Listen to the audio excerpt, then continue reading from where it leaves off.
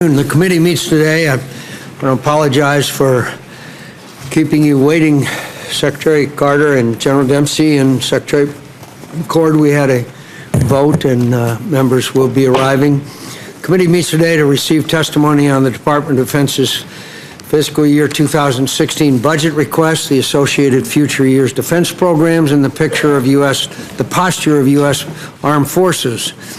Let me start by thanking each of you for your service to our nation and to the soldiers, sailors, airmen, and Marines here at home and in harm's way around the globe, and to their families. Over just the past 6 weeks, this committee has undertaken a serious and rigorous review of the present global challenges we face, as well as a review of the United States national security strategy.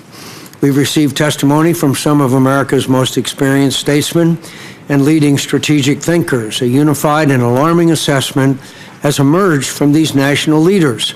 As former Secretary of State Dr. Kissinger testified on January 29th, the United States has not faced a more diverse and complex array of crises since the end of the Second World War.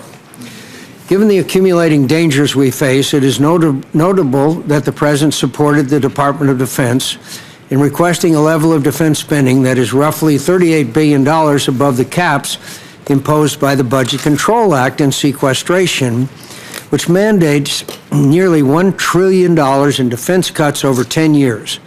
In light of recent events, I think this approach was more than justified. With each passing year since the BCA was enacted in 2011, and with the United States slashing its defense spending as a result, the world has become more dangerous and threats to our nation have grown. I don't think that is purely a coincidence.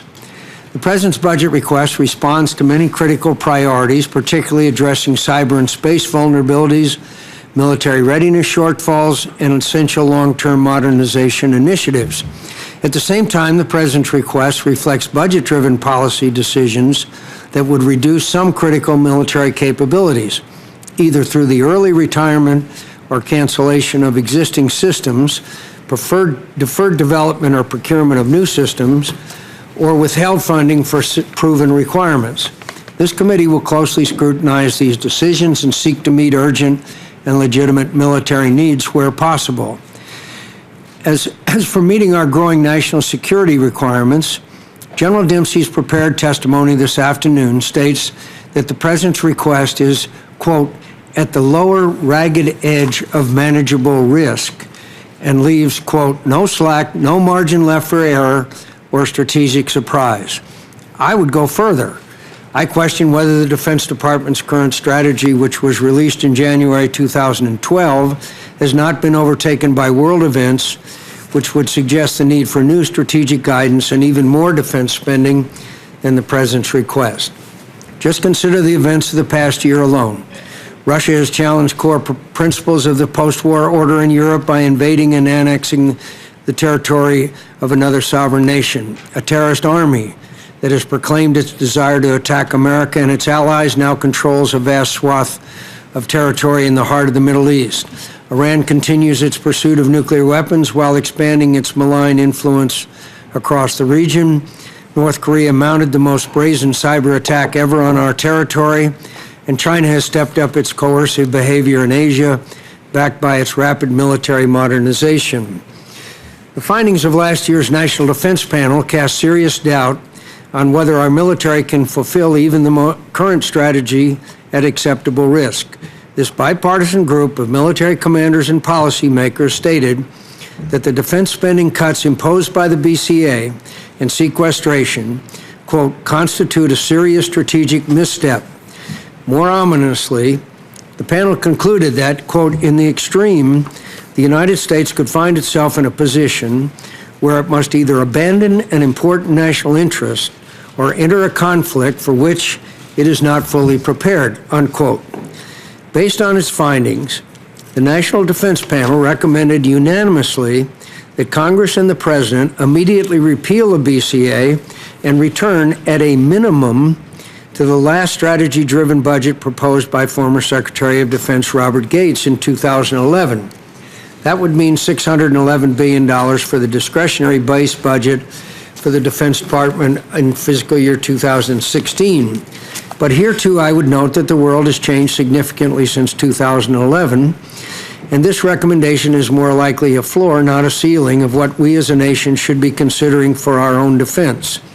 While Senator Reid and I support the defense panel's recommendations, we recognize that $611 billion for defense is neither realistic in the current political environment, nor is it likely that the department could responsibly execute this funding in fiscal year 2016. That's why Senator Reid and I came together in the Views and Estimates letter that we sent last week to the Budget Committee to propose an objective that I hope could be a new basis for bipartisan unity: ending sequestration for defense by allocating $577 billion in discretionary base budget authority for fiscal year 2016.